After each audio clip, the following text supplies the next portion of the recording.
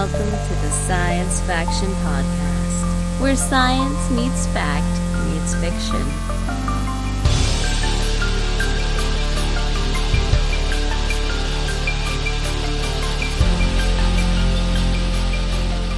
This is Science Faction for the week of March 8th, 2026.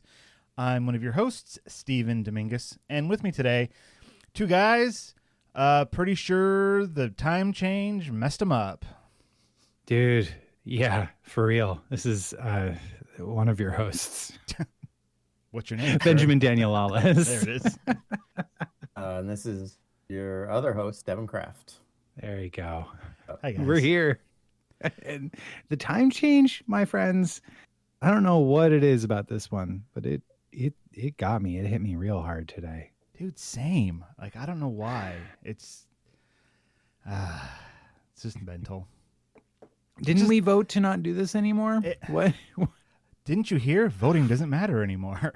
I mean, it's like, I think really what it is for me personally, it's like, it's one more thing on the pile of things in life that we're all dealing with. Okay. It's like, and this. It's like, it was like a straw breaks the camel's back moment where I'm just like, and this too? Really? Can we just not one thing? But no. That's just me. What was it so rough about it for you, Ben? I don't know, man. Like, okay, so I mean, it started off. I had my sangha this morning at 9 a.m. and I woke up. It was like 7:10. And I was like, oh, okay, I can sleep for another 10 minutes. And I opened my eyes again, and it was 8:40. I was like, oh no, what is going on? So any day where I start off and like I'm already late, you just can't catch up. Yeah, that's right. it. You're done. Yeah. But then just like I just feel like it's just did not have a lot of energy all day. Yep. Yeah. Did it mess with you at all, Devon? I mean, it did in kind of the normal way of just not really knowing what time of the day it is, and every time you check, you're like, really? It's already that late kind of thing? Yeah. Because I did get to sleep in, so that kind of helped, but that's because yesterday I got up really early. Not just because I couldn't sleep, so I got up at like 7, which is like when I would get up to take the kids to school. On a Saturday, well, which for me on a Saturday is crazy, but so I slept in a little bit today, which kind of helps. And we got home kind of late. Last night we went to a hockey game in Shreveport, which is an hour and a half away in Louisiana. And we didn't get home till late. And so the kids were up late last night. And then when we got home, we had to put them to bed. So they were up late, and we just went to bed after that. So I don't know why. I just mentioned that because we went to bed late last night, and then the time change. And then tomorrow, the kids start spring break this week, so they don't have to go to school. So tonight, they asked if they could camp in the yard, so we said yes. So right now, they're in a tent outside with Jen, and we have a projector, so we were watching a movie out there, trying to get them to go to sleep. But for them, it's the time is off, and their whole schedule's off because they were up late last night and things. So there's that. So that's mostly I don't know, kids stuff like always. It's just I love my kids, but it's like I just want. Oh, they were supposed to go to their cousin's house today because their cousins are with their dad. I mean, the cousins live next door, so they see them a lot. But this week, because it's spring break, they're with their dad, and they were gonna go over to their house for a couple hours, and Jen and I were kind of counting on that, but then it just didn't happen. So we were like, oh, we're kind of looking forward to having a couple hours in the middle of the day to relax with the kids, but that's my day. All right. Is that in the notes, the sort of camping? Is that what you're talking about in the back with the kids? Yeah. Okay. That is sort of camping. Ben, you were about to say something else and I interrupted. I don't remember, man. Remember? All right. I don't know. Yeah. But I'm here, and that's great. Like, that's more than one of the ways that I thought this could go today. So, yeah. All right. Well, you guys, like, so many things have been happening, right? Like I'll tell you, Starfleet Academy is a tremendously good show.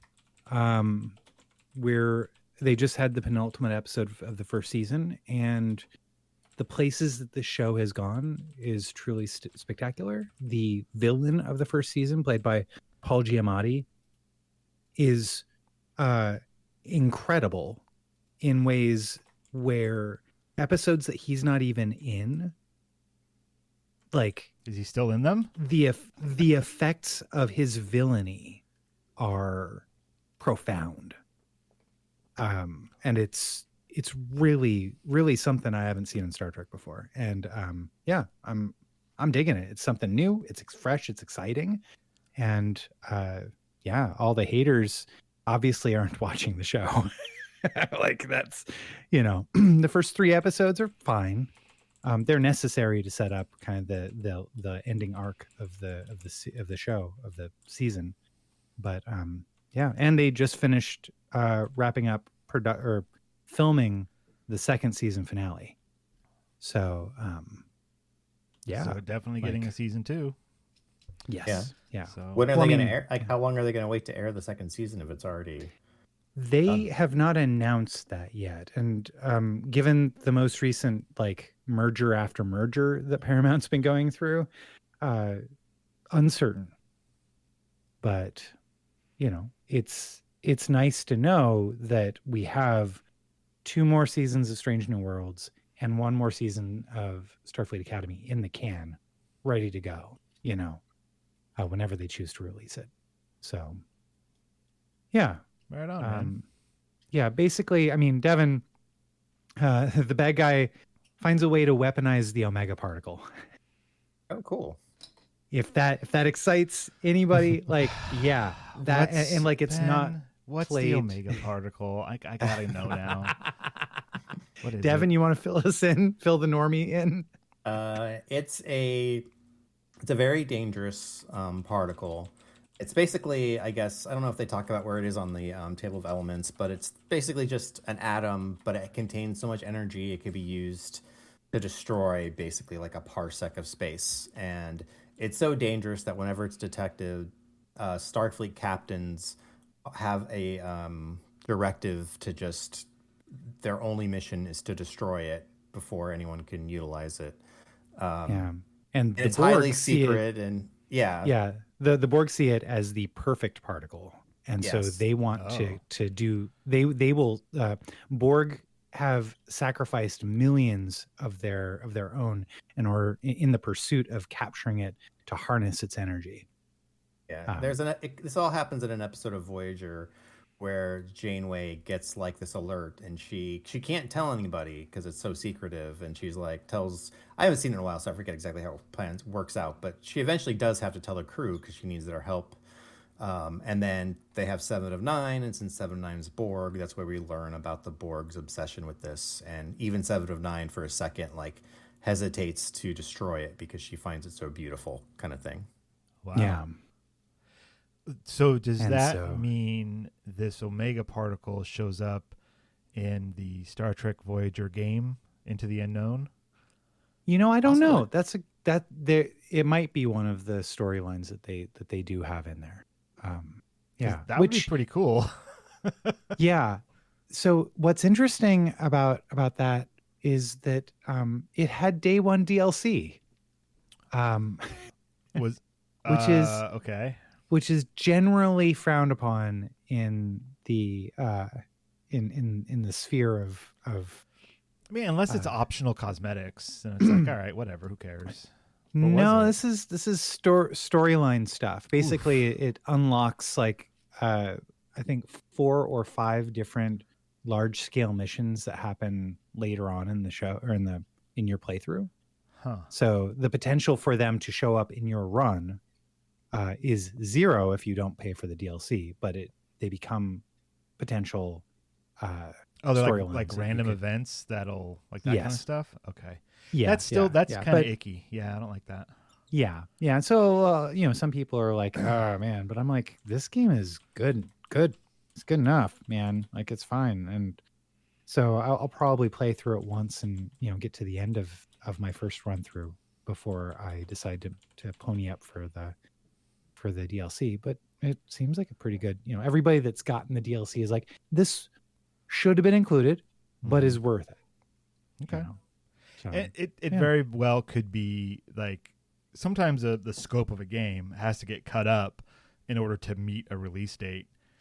And it could be that people up on high are like, well, finish it and then we'll sell it later, and that's probably out of the developer's hands at that point.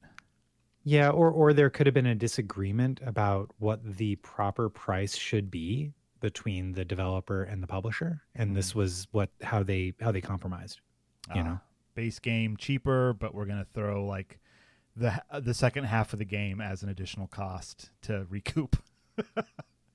Something like that. Business. Who knows? People doing business stuff. Business is booming. No. Explosions. Yeah. Sorry to bring it down, y'all. Yeah, business is explosions. Yesterday we had you guys over for dinner. Yeah, that was so nice. Yeah, Stephen, thank you and your wife for inviting us over. You're very welcome. I don't know where Devon was, but I mean, we invited him, but he was like, I'm camping outside and watching Arco, and then I'm going to lie about it later. And I'm like, all right, fine, man. No. Shots fired across the bow there. So many shots. Damn. Yeah, but we... Shots. I wish that was the kind of night we had at this point. I talked about and recommended a book to you, which is... Yeah. So this is really kind of strange. Well, wait, what were you going to say, Ben? I was just going to put in the it's called Strange Houses, Stephen. Ah, yes. Yeah. So I've been working my way through House of Leaves, and it is dense. And I want to say that the entire book of Strange Houses is like one chapter of House of Leaves. So Strange Houses is from Uketsu, and who is apparently, and I didn't know this, and maybe this could just be fiction on the book itself, but is apparently some kind of Japanese YouTuber sensation thing, and they do like mystery stuff, and so there's this book called Strange Houses, that is a mystery book that includes floor plans of houses that are strange. But it's not like a bunch of random houses. There's a storyline. The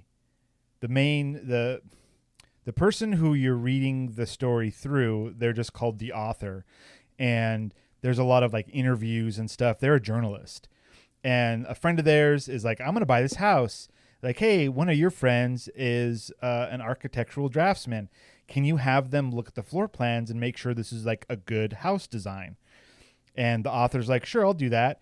Gives the plans to his friend, and his friend's like, this house is weird. And he's like, what do you mean? And it has like the blueprints of the house. And they start pointing out like some weird stuff. Like on the second floor, this children's room has no windows. It's right in the middle of the floor. That's weird. And on the first floor, there's a piece of the kitchen where like this wall bumps out, but there's no reason for it to bump out. But you could get rid of that and have a larger kitchen. Like, what's going on? And there's like investigations, and they're trying to figure it out. And then this friend of the author's, this draftsman friend, says, I have a crazy theory. What if this house is being used for murder? And the guy's like, well, you're crazy. What do you mean? And the guy keeps going like, look, this is just a wild theory, but what if? And then starts to go through like how the layout of this house could facilitate a murder. And then the story goes on from there. That's like the first chapter, first couple chapters maybe. And it's like 200 pages. There's lots of house drawings inside. And by the end of it, you have a complete story. It's a mystery. The mystery gets solved. There's a little bit of like, but did it at the very end, which was, fun. And then that's it.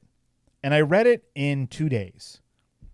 I have not finished a book that quickly in quite a while. And it could have been one day, except the kids were too loud and I couldn't finish reading it on the first day because it was at the part of the book where they were like, oh, and here's what really happened. And then the kids are screaming around the house and I can't concentrate. And so I was like, this is too important. I'm putting this aside. And then the next morning with my cup of coffee, I finished the book. So I recommend it. The reason why it came through my vision, what am I trying to say? The reason how this thing came into my life, I was at Barnes & Noble looking around, and there is a book that was like, I think it's pretty new, called Strange Buildings. And I flipped through that, and I was like, oh, this is interesting. And then in the front of the book, it's like, check out these other books, Strange Houses and Strange Pictures. So I wandered over to the mystery section, found those two books, and Strange Houses was the first one that he put out, or that they put out. I don't know if Uketsu is. They're like a mystery person. They're wearing a mask on the back page. Yeah.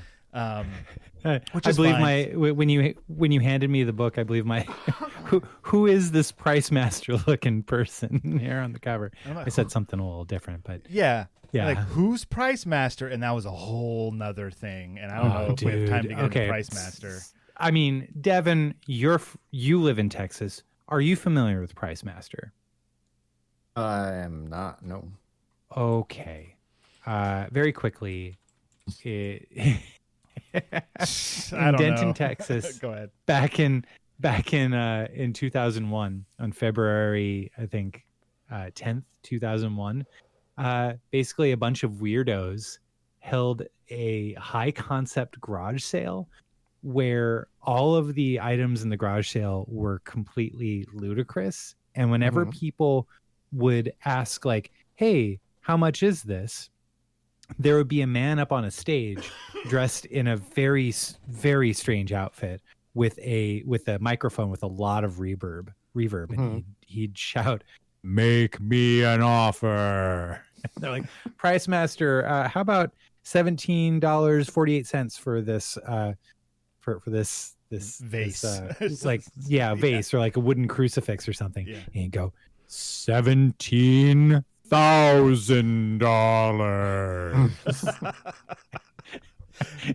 And they're like, are you serious? Like, is this that's what you're selling this for? Is this really for sale? Everything is for sale. Okay. It's like Cool. this high concept incredible. art piece, and it's fun. Ben showed me a clip of it on YouTube, and it was hilarious. Ben will put a link in the show notes. There it is. Link in the show notes. That was fast. So check out Price Master. I mean, the part 2 to that is that now that Price Master character from that art piece is what that town is like known for now. So I was curious if you had heard about it. But Texas is big, and I have no idea where Denton is. So I don't know. Yeah. I've heard of Denton. Okay. Is that the thing you're not supposed to swallow if you're on Farscape?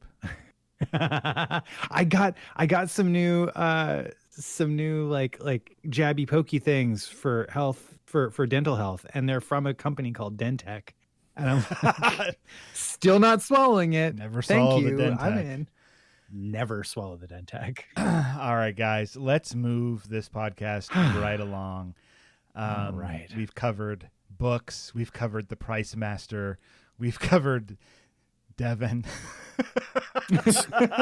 Texas, the entire town. I was going to say the entire town of Texas. The entire town of Denton, Texas. Yeah. Well, I didn't even get to talk about the thing I was actually excited about, which is I got a new guitar amp. Do that. Let's talk about that. It's really not that important. Because you bought that's right. a new guitar that's like the Avenged Sevenfold Spirit of Avenged Sevenfold guitar.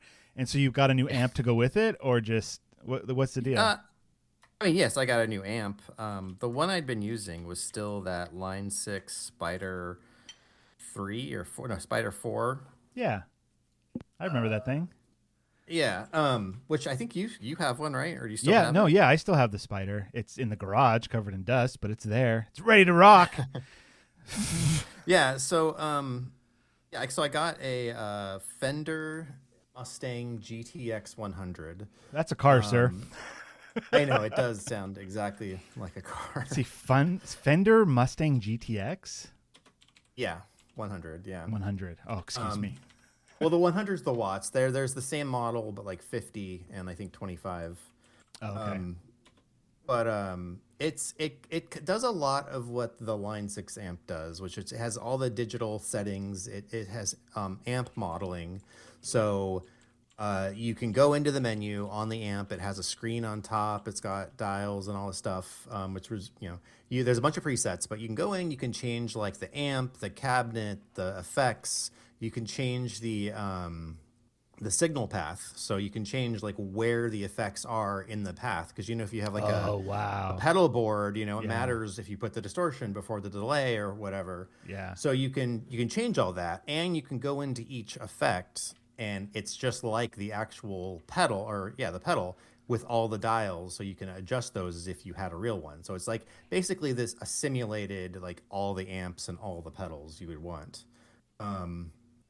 So it's pretty cool. It's nice just to have an upgrade like that. The Line 6, if you go online and look at reviews for the Line 6, which I'm fine with, like it didn't have a lot of settings I liked, but they had one distortion setting I liked, and that's what I used the most, so I was fine with that. But if you go online and look for reviews of that amp, it like is panned. It's like considered one of the worst amps ever. Like I said, that doesn't matter. I got that's 15 fine. years of use out of it. But but with this, and so this has Wi-Fi and Bluetooth, and so I turned on the Bluetooth and hooked it to my phone and got the app, and the app is awesome because it's all the same stuff, but in a much more intuitive like control layout. Whereas on the amp, you have like the small screen, you have to turn a dial to go into each thing and then turn another dial, This is just all on your phone. You click on the pedal, like it's got the visual representation of everything just like it looks like in real life. So it's like you see all the pedals in a row going into the amp and the cab, and you can move them, click on them, change the settings, and then just on your phone, you can save it as a preset, and that just saves it straight to the amp. So so when you're on stage jamming, and then you say, hold on, you pull out your phone and you press the button and then the effects change. Yeah. Well, no, it has a foot pedal too. So it's got a foot pedal with 5 buttons. So awesome. That wasn't like a separate thing you had to buy, or did it? Or did you have to buy it separate? So it came with it. It was not separate. That's if good. You get the 50, which is, or maybe it was a 75, I don't know, but it's the one that's just below this model is only $100 less in cost, but doesn't come with the foot controller, which itself costs $120. So I'm not sure why you would buy the smaller one unless you didn't have room for it. It's not that big. It's the one I have is really just about the size of the Line 6 amp. So it's not like a huge, if people who don't play guitar might be listening, it's not like a huge like half stack where you've got like this 4 speaker cab with a head on it. This is still just one 12-inch speaker built into a box with all the digital stuff on top. So this is something I'm guessing it has a big handle on top. You could just carry it around with you. Yeah, like totally. It's that size, like a giant suitcase kind of. Yeah. It's great for practicing. It's big enough to where if you did do gigs, I mean, you'd have to mic the amp, but it's definitely big enough to get enough like power and tone to do that. So I mean, I've seen reviews of people saying they actually do gigs with it, but not that I'm planning on doing that anytime soon. How much did you pay for it? So it's $17,000. So it's listed for $525. Yeah. Yeah. So it's but so right. I went to Guitar Center and I sold a guitar. Which I'd never done before. What happened? You sold the guitar? Are you feeling okay? No. This is one of the signs of the apocalypse. Yeah. No, I've got some, like, I was going to take more. I have, like, a really old bass I never play, but I figured I should just keep it because not bassy. If I ever want to play.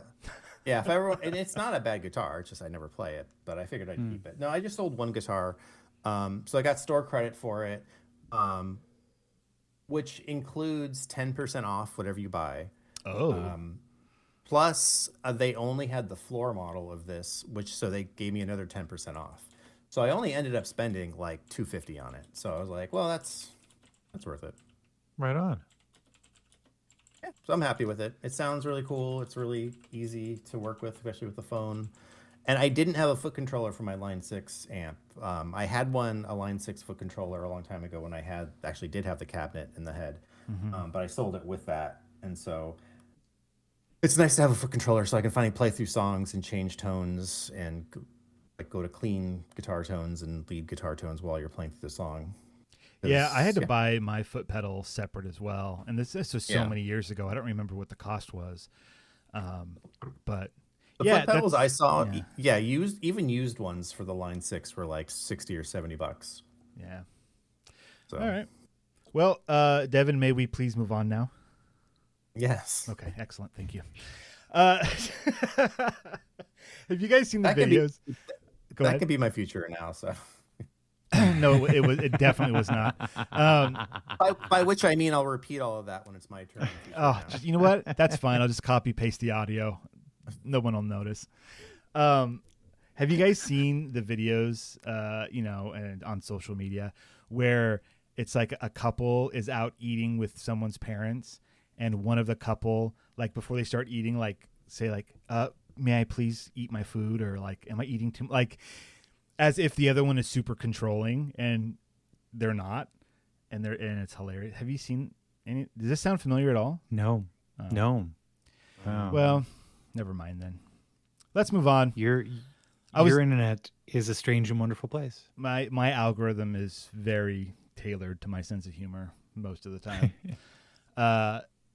All right. Well, I was attempting to make the joke that I was asking Devon for permission to move on to the next section, but we all know that I'm the top. Okay, future or now? Now. Ben, tell us about something good. Okay, my friends. I just watched a new film that just came out. It's an animated film. It's called Arco. And this film is it was made. It's a French animated film. So not anime, not American. It is. I watched it dubbed though in English. And in fact, the dub that I watched had Natalie Portman, Mark Ruffalo, what's one of the guys from Lonely Island? Samberg, Andy Samberg. Andy Samberg. It had Will Ferrell. It had Flea from Red Hot Chili Peppers. No, Flea from Back to the Future. From Back to the Future. Parts 2 and one 3. and the same. That Flea. And it is really worth your time. It's an incredible family-friendly science fiction time travel story. See, right when you were talking to me about it and you said those words, I locked in. And then you said another word later that confirmed it, but we'll get there. Go ahead. Oh, gotcha. Okay. So the basic gist of the story is that Arco, he's a kid that lives in the far off future, and he lives on these like tree houses and he can talk to birds, and like it's this beautiful like utopia that living above the clouds. His parents come back from a trip where like his parents and his sister come back from a trip where they went to go see riding on a rainbow trail time machine. They went to go see dinosaurs. And he wants to go see dinosaurs. Who doesn't want to go see dinosaurs? Come on. But they're like, no, I'm sorry, Arco, you're too young. Like time travel is only for kids or for people 12 and up. Like, and you're 10. So just wait. We'll take you to see dinosaurs in the future at some point. Well, middle of the night, he grabs one of their rainbow cloaks and a little jewel that allows him to time travel, and he jumps off of one of the platforms trying to time travel, and he does, but he doesn't make it all the way to the time of the dinosaurs. Instead, he lands in the year 2075 in the midst of a like an America where everyone is bombarded semi-regularly with tremendously intense storms that the cities and towns just kind of put little protective bubbles around them in order to and go about their business while these crazy firestorms are happening outside. Oh, firestorms. And yeah, there's Okay. firestorms. There's also other storms. There's a lot of different storm Climate activity change happening. is not real. Climate change Not has definitely hit this world, and and so he gets found by a kid whose parents they work in the city, and so they leave their kids, their like infant son and 10-year-old daughter, like under the care of a robot who, and this is interesting, the robot's named Mickey, and the parents are played by Natalie Portman and Mark Ruffalo. Mickey, the robot, sounds a little bit weird, as if two people are talking at the same time with the same lines, and it's actually Natalie Portman and Mark Ruffalo performing the lines of Mickey the robot, the nanny robot, which totally makes a lot of sense, because like if I were going to make a nanny robot that's supposed to make my kids feel safe, I would program it with both, I mean, mom and dad's voice. That sounds really, really cool, but also kind of like a monster. So kind of, yes. yeah. But like this entire idea though, is that like as soon as Arco wakes up, he realized, like he's talking with her, and there's a lot of like discovery of the world, like how it is here in 2075 and how it is, in several hundred years past that, and how they interact. And she, the little girl's like, don't you have a nanny robot? And he's like, we don't have robots. Can't you talk to birds? And they're like, no. Like that conversation would not raise questions in any schoolyard.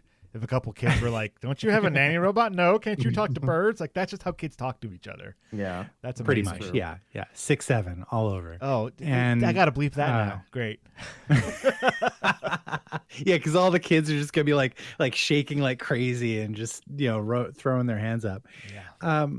This is a film where it's like the best of family films. It has something for everybody, but it also like it is a deeply emotional and wonderful film that,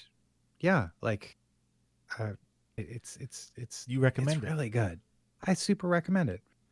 And you said family. Is this like rated G or PG? Like what's the rating on it? I think it's PG. Okay. When I looked, it was like, ages 8 and up was sort of the basic idea. It has a lot of like visual DNA from Miyazaki films, really. Okay. But it's by Hugo Bienvenu. And I'd say like anytime I find out that there's another film that he's done, I'm going to be watching it, because this film was so good. And something very imaginative and unlike anything else I'd ever seen. I was captivated. Okay, one last question. If someone just heard you talk about that and were like, I'm going to watch this, how? Right now, I think it's in the theaters, but you can also rent or buy it, if you search for it. Arco, ARCO. Looks like the Apple TV has got it. I think Amazon had it, so you can find it if you're connected to streaming services, if you would like to pay for it. Yeah, I think Vudu has it too. You Remind Me of a Man. What? The Man with Power. What? The power of the voodoo. Okay.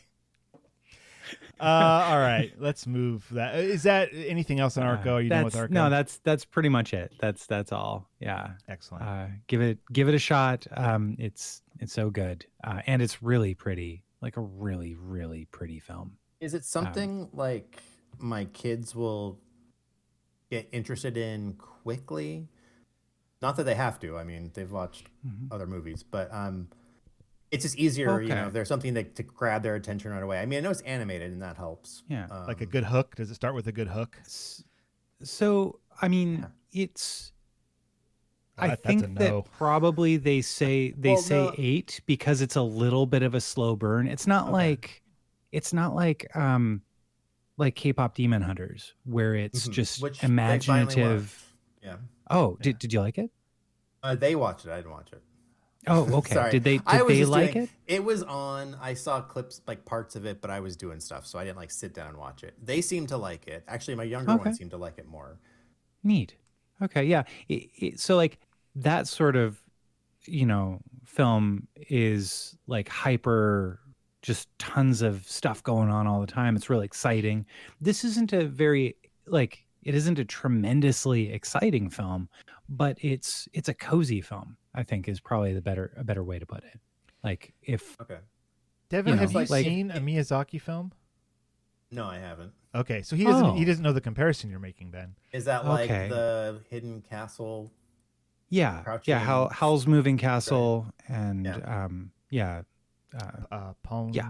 Ponyo. The kids liked Ponyo. Right. The Yeah. Secret of Arrietty. The Secret Life of Um, Arrietty. I don't remember. My full Neighbor title. Totoro We haven't seen is that another one. great one of his. Oh, They- that one's really good. The one who's she's a Kiki's Delivery Service. Yeah, Kids really that's a like good that one too. Yeah, What's interesting about those movies, Devin, is that the pacing of them is unlike American movies, like 1,000%. They're very slow, but also visually stunning, and so they still hook kids just in a different way. And they don't have a traditional story structure typically. I know Kiki's Delivery Service was like, it felt all over the place the first time I watched it. I was like, what is even happening?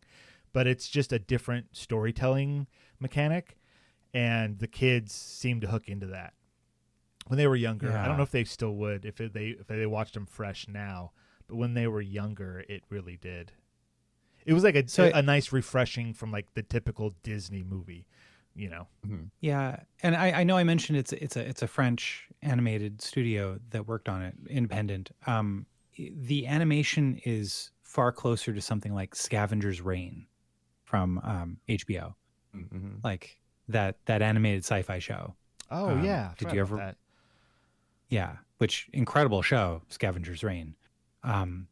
So I mean, like the style of the animation is like that. The pacing is like a Miyazaki film. It's really something like it would be something that I would say you probably want to like. I don't know if your kids are going to be down for it. Okay. But it's also one of those things where it's like, I couldn't, if you haven't seen Miyazaki films, I couldn't necessarily like, might as well, roll the dice and see if. Princess Mononoke. That's another one. Yeah. That's a good one. It's a good one. So yeah, just give it. I mean, it is. It continues to go along. It has some very funny characters in it. Like I was telling you, Will Ferrell, Andy Samberg, and Flea, they all play these triplets who are kind of like Fox Mulder in X-Files, where they believe in time travelers, and so they're actively hunting for examples and like of it. And when they see when they see a rainbow streak by that isn't quite behaving like other rainbows, they start chasing it. Yeah. And so like that's an interesting portion of it too, when it's like, oh, these guys, what is their deal? Because this is a little bit weird, but also they're in a weird, like a large part of the charm comes from what you learn about the world in this era through living through it, right? Like it's the world building is really, really strong in all of the different time periods it goes through. So, yeah. Speaking of world building, Devin, why don't you do your science? Hey, good segue. Thank you. All right. So my science, I'm using an article from Live Science. The title is "Why Aren't Mammals as Colorful as Reptiles, Birds, or Fish?" And this is a pretty interesting question. I'd never really thought about it too much, but I think if any of us just give it a little bit of thought, you can think of like tropical birds that are very colorful and lizards that are colorful, but mammals tend to be brown, black colors, but all kind of just like drab colors. And so They this goes obviously in, haven't seen K-pop Demon Hunters. yeah. I'm sure that makes sense. But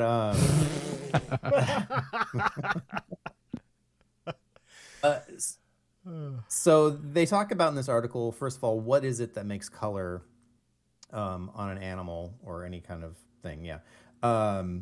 So they use pigments such as carotenoids. Why am I even trying to pronounce these? Or they use pigments, or they use the like the nano shape of something that disperses the light in a certain way. So it's kind of a physical change to the light to make a certain wavelength come out. Or there's an actual thing in your skin, a pigment that is causing the color change. Does that make sense? The difference between light being affected by a shape as opposed to an actual thing there that has color. It makes sense, but I would really like to have an example. Okay, so fur, for example, in mammals is very simple. Hair is not a complex structure like feathers and scales.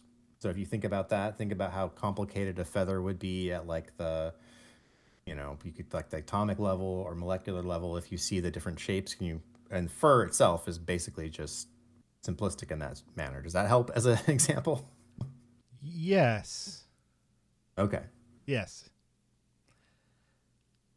Yes. All right. Yes. Yes. So yes. they do, interesting. So they talk about some exceptions to this, like the mandrills, which break the drab mammal rule with their bright red and blue on their butts. But those are only spots without fur, which means it's the skin itself that has those colors. They talk about sloths, which sometimes look green or have patches of green, but that's actually algae growing on the sloth. So that's not actually the color itself. So that's why they are these colors. But why did evolution make it so that mammals are these colors? So what the theory is that mammals developed during the age of the dinosaurs. And so to avoid detection from dinosaurs, they had drab colors. So as like any kind of thing, really, it's about blending into the environment for survival. And we're talking like brown because the dirt's brown. Is that like, like that kind of thing? So it's camouflage, a form of camouflage. Oh, there's that. Yeah. And also they spent a lot of time being nocturnal. So to avoid being eaten, mammals spent more than 100 million years as primarily nocturnal animals. And actually, most of them remain so today. So also, being out at night means you would have darker colors in order to not stand out. And by using fossils, we have determined that most fossils, or mammal fossils, were some shade of brown or gray, the actual animal. Yeah. Wonder how they did that. So the other thing about it, so there's a few different things that cause mammals to be this way, is vision. Most mammals don't see a lot of different colors. And partly that is because they are mostly nocturnal, so there's not a lot of light when they're out, and so they don't need to see different colors.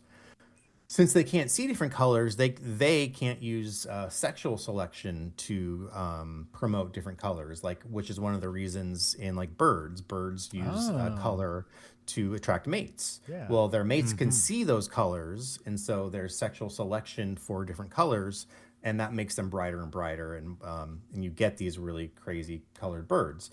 But if the organism can't even detect color, there's no benefit to having a bright color, which would attract a predator. So there's no way for it to be selected for. Not only is it getting eaten, it doesn't give them any advantage for reproduction. And so that's pretty interesting that if the other members of your species can't see color, why would you be colorful? They use an example of a tiger about why it's orange, or what the orange, how the orange doesn't really affect it, because a lot of prey, or all prey for tigers, can't see color. So when and when they see orange, it actually looks green. So to the prey of a tiger, the tiger is camouflaged, and I thought that was interesting. Yeah. Okay. The Holy. I didn't know that. Wow. tigers, I'm reading from the article, tigers may appear orange to the human eye, but they look green to animals with dichromatic vision, which I imagine is their prey. Yeah. Yep. And then lastly, it talks about how we've discovered that there's fluorescence and iridescence with some mammal colors. If you put them under certain lights, you get this. They don't know why this is the case, or if there was any reason for it, like if other animals could detect it, or if it's just an interesting side effect with the fur we happen to have.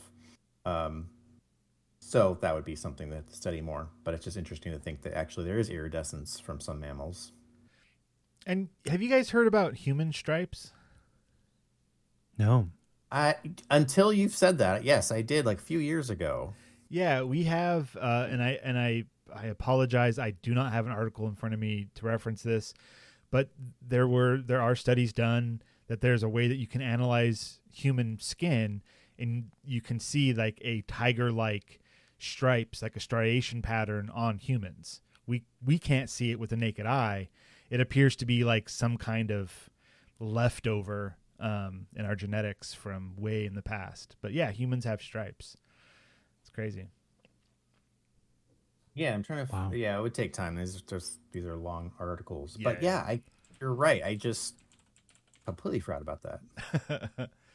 But I definitely heard about it a while ago. All right, here we go. From ScienceAlert.com. Humans actually have secret stripes and other strange markings. This is from June 14th, 2023. Humans have invisible skin patterns. There's pictures too. I gotta link this now. Let me just do that real fast. There it is. You guys can click on that because you can see the stripes.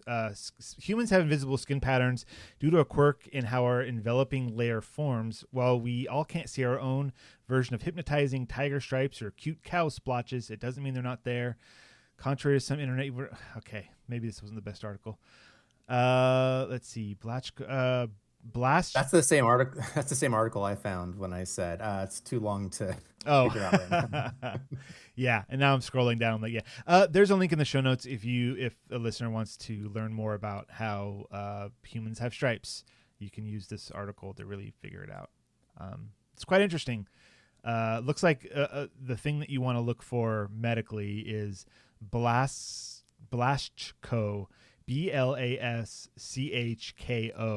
I'm guessing that's a scientist's name that found this stuff. They're called Blaschko lines. But anyways, sorry for hijacking your article there, Devon, but That's all right. there it is. No, I'm done. All right. Well, good. We will then move ourselves right along and take a break. When we come back, we're doing book club. Hope everybody got to read Presents by Ken Liu. There is a link in the show notes if you would like to read that quickly. If you have a spare like 3 or 4 minutes, it's very short. But yeah, so we will be right back. You ever notice how everyone in sci-fi movies has a secret society they belong to? The Jedi, the Bene Gesserit, the Illuminati, or whatever? Well, guess what? So do we. It's called our Patreon, and if you join at patreon.com/sciencefactionpodcast, you'll get access to exclusive content, our Discord, and knowledge that normal listeners will never understand. Join us, or remain in the dark. Your call. And we're back. Heyo. I didn't say I was ready, but hey. Oh, are you not ready? No, I'm ready. Do we start over or do we just run with it? Let's start roll with it. Okay. All right. Oh, come on. No, it's fine. And a big thank you to our patrons, Renee and Josh. You guys, They know you guys what's are up. awesome. You deal with our nonsense. So next week we're going to read a story by Angela Liu called "What We Mean When We Talk About the Hole in the Bathroom." It's out of Uncanny Magazine. Is any relation to Ken Liu of this week's? Who's? I don't know. That's interesting. That is very interesting. That's a good question. I don't know, but it is from let's see here. I know that this is like a magazine, Uncanny Magazine. It's from like different, but this is from this year. Is this Okay. one. So yeah, she did. She was a finalist twice for the Nebula Award. Oh, So oh, okay. pretty cool. I'm pretty stoked to give this one a shot. Yeah, So- what we mean when we talk about the hole in the bathroom, and it has a podcast episode, so you can listen to it as well. Oh, cool. So this week, unlike this week's. unlike this week, well, I mean, it's so long. This week's is Presents by Ken Liu, and I looked him up on Wikipedia, and it's showing that their spouse's name is Lisa, and so I don't think that's the same. There's a connection there, spouse-wise. Yeah, doubt it. So, Yeah. but hey, maybe. But- I wonder. I mean, it's one of those like, because he's of Chinese descent. How do we say this now? And Yeah.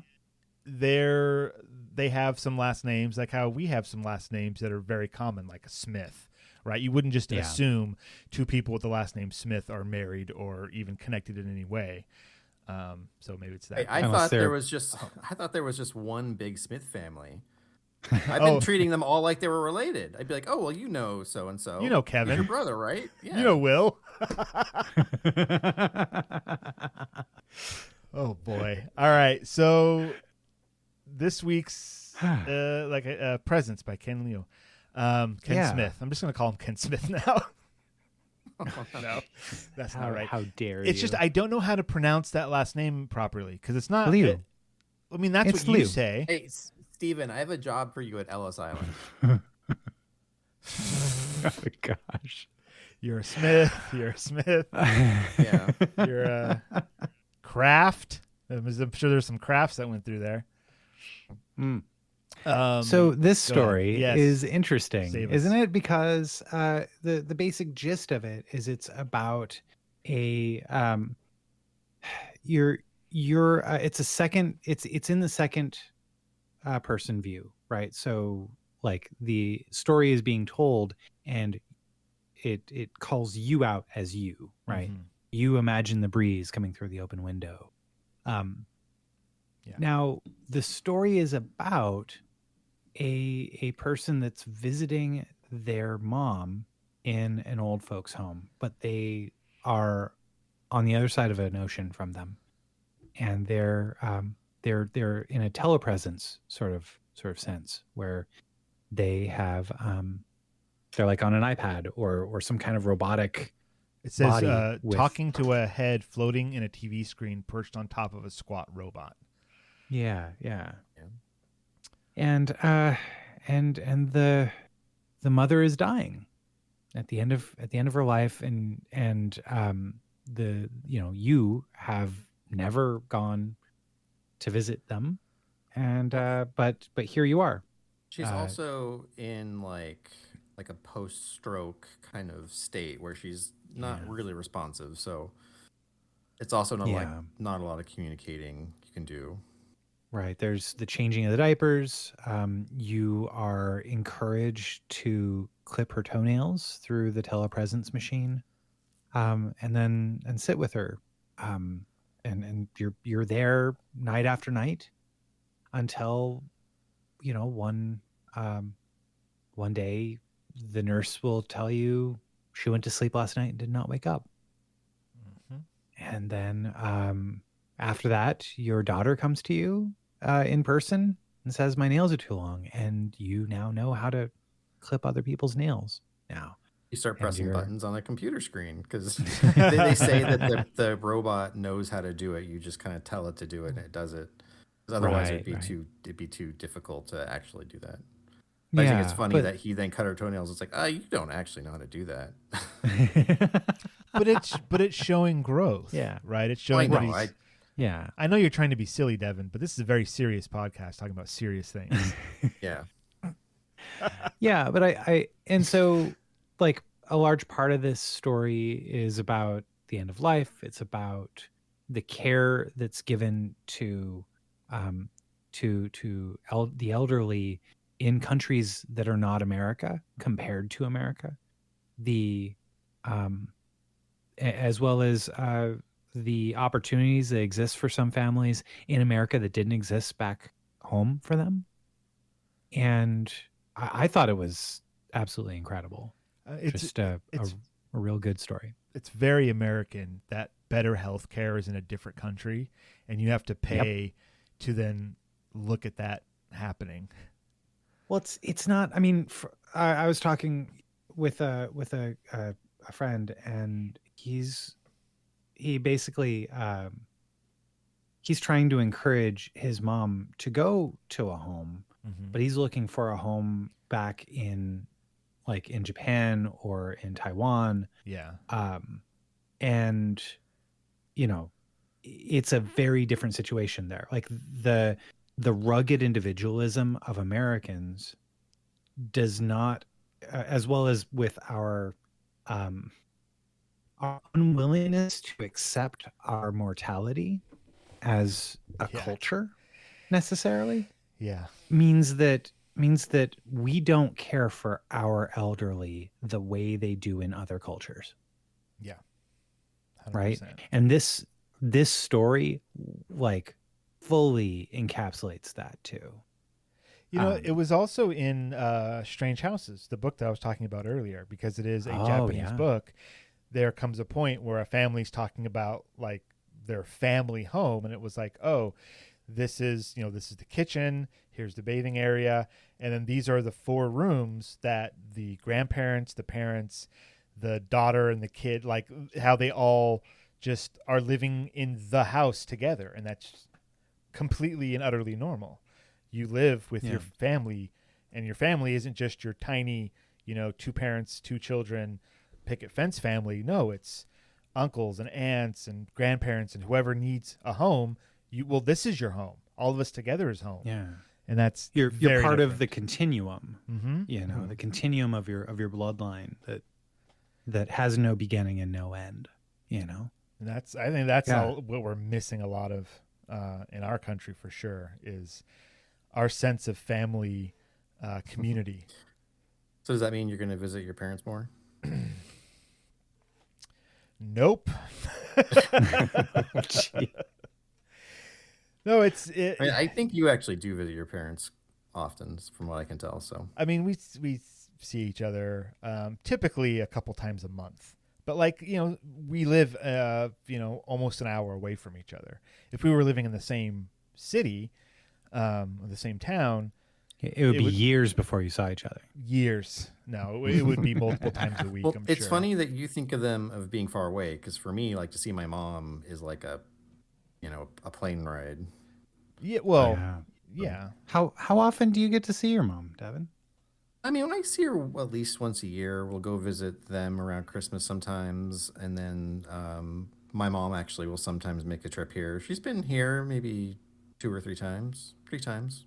Yeah. Okay. More than me. Oh, yeah.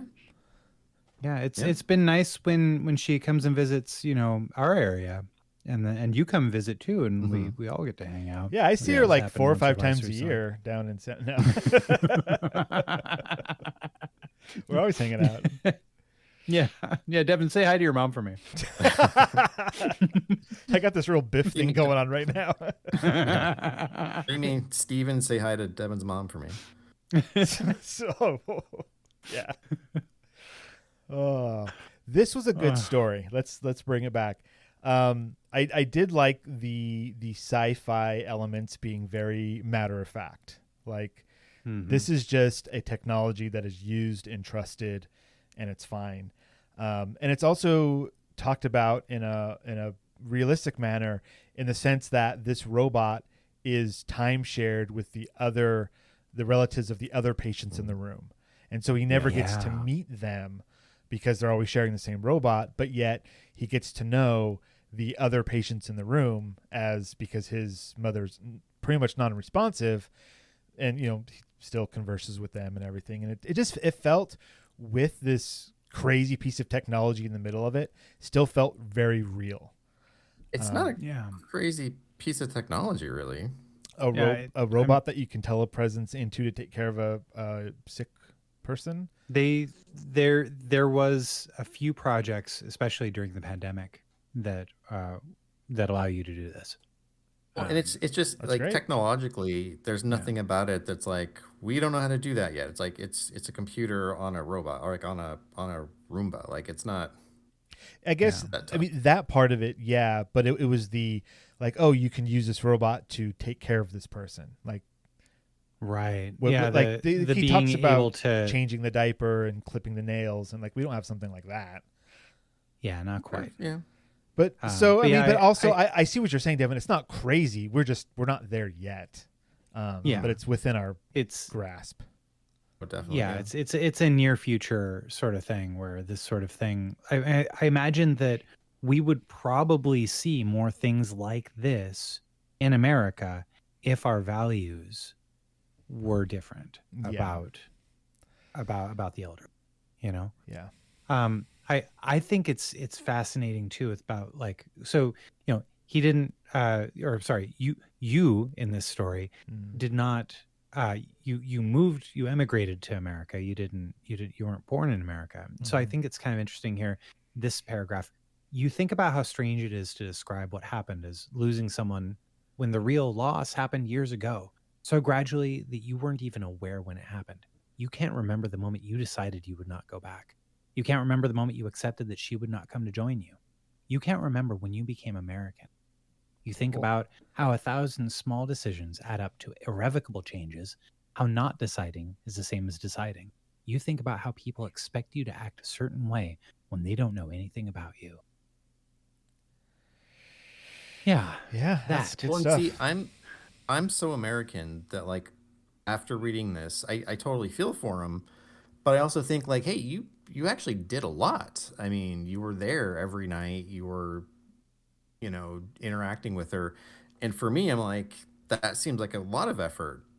But it's also like, yeah, but he wasn't there, actually. He would prefer to stay. He wouldn't, I mean, he couldn't even, take a plane flight to go see her. But to me, I'm like, yeah, that seems like a pretty good effort. That's enough. Don't beat yourself up over it, man. Like, Yeah. you did probably more than I would do. I think it's a fascinating thing too, because it's that idea of like, especially for this culture, right? Where a lot of he knows what's expected of him from this culture, right?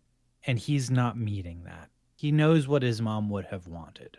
He did not meet that, right? Yeah. And So no matter how much effort he puts forward, it'll never be enough. Yeah. Even if he were to drop everything, leave his young kids at home with his wife, take a leave of absence from his job, that would still not be enough, because he wasn't there share a household for the last 10, 20 years. Yeah. Precisely. So, like Steven said, there's nothing that would be enough for him culturally in this. Well, then in that case, is the American version more mentally or more healthy mentally? Well, I think that like right at the end, you think about absolution that will never come because the judge is yourself. Right? Like any artist will feel that. Yeah. Like our art is never what we want it to. No matter how good it is, you're like, it could be a little bit better. This isn't quite what I wanted. Well, I don't know. You could become a poet and then not care about the quality of your art. Well, when no one's reading it, who cares? Does it really matter? Right? Who cares? Yeah. If nobody reads a poem in the woods, does a poem even matter? No, I do have, as we were discussing before, self-respect. Oh, that's right. With my work. Self-respect. Yes. But no, I think, I guess what would the American version of this be? Bury me with my guns would be probably it, I don't understand by the American version of this. Well, This is we've been very bashing American. Okay. Yeah, I'm just saying we've been bashing on the American version, like, oh, I wish we had this here, which is probably a good idea, having more sense of family and caring about each other. I agree.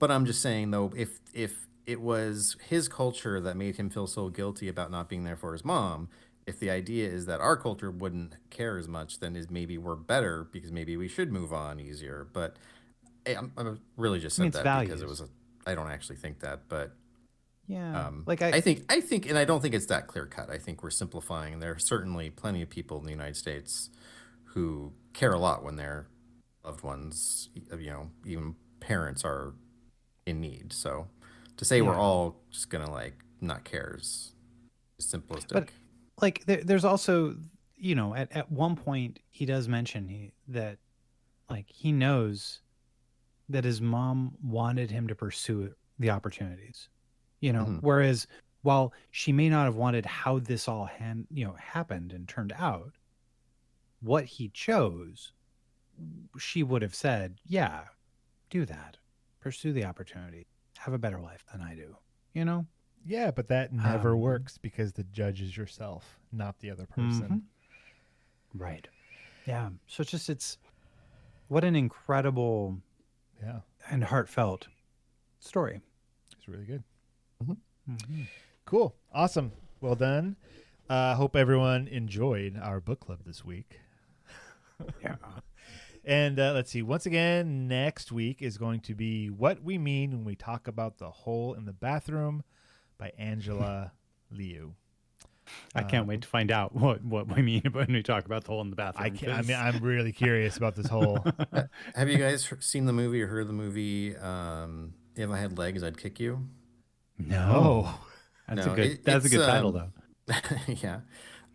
It's on HBO right now. I think it was a theatrical release, but it's just one of those movies that's like a character study of a mom who's going through like extremely stressful time in her life, and so it's actually very nerve-wracking to watch.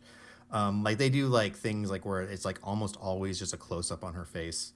But anyway, one of the events that happens is in their apartment, the ceiling falls down, and so there's a hole in the ceiling, and then throughout the movie, that's like a symbol for her madness. Like they even like show the hole and like the whatever bond stars and So just when you say hole in the bathroom, that's what it makes me think of, like someone like just losing it over having such a stressful life. Wow. All right. It was a good movie, though. I mean, actually, as a not something to necessarily be entertained by or enjoy, at least not in like a relaxing kind of way. But if you're like into movies and like just want like an interesting human story, it's totally worth watching. What was the title again? I came. If I Had Legs, I'd Kick You. Okay. I came across this interesting subreddit, or it was a Reddit post that was just like, what's one movie that you think is a 10 out of 10, but wouldn't necessarily recommend to other people? Okay. Good question. And yeah. And so like one of the answers I thought was really good. So I mean like, one of the answers I thought was really good was What Dreams May Come, that Robin Williams film. I remember that. Right? Yeah, that movie wrecked me, man, when I saw it. And but Requiem for a Dream was also mentioned on there quite a bit. Yeah, that was rough. Yeah. I mean, I'd throw A Clockwork Orange on there too. American History X. Oh yeah. Yeah. Yeah, man. Train Trainspotting. Oh, Trainspotting. That's Trainspotting would be one. I mean, there's a through line in all of these, and that it's like very well done movies about a very horrific subject. Yeah. Which, to watch it is quite an experience, but sometimes it's so horrific we wouldn't recommend it, but it's a good movie. Yeah, I get it. Yeah. Indeed. Which well, with that, okay, yeah. Devon, you have any last words? Last words. Bury me with my guns on. Bury me with my guns on. Ben, do you have anything to say to us? To whoever keeps stealing my coffee, how do you sleep at night? Good night, everybody.